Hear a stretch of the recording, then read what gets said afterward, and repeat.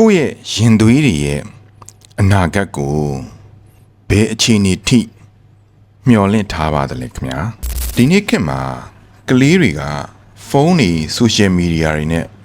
ပတ်သက်ပြီးတော့မိဘတွေအနေနဲ့အရန်ကိုပဲထိန်းချောင်းခတ်နေပါတယ်အဲ့ဒီအတွက် solution တစ်ခုရှိပါတယ်အဲ့ဒါကတော့ကျွန်တော်တို့ AMN International School ပဲဖြစ်ပါတယ်ကျွန်တော်တို့ AMN International School မှာ discipline တွေကောင်းကောင်းချမှတ်ထားတယ် international education ကိုပေးစွမ်းနိုင်တယ် caring environment ရှိတယ်အဲ့အတွက်ကြောင့်မလို့လာမယ့်ပညာသင်နှစ်ကနေစပြီးတော့ကျွန်တော်တို့ AMN International School မှာ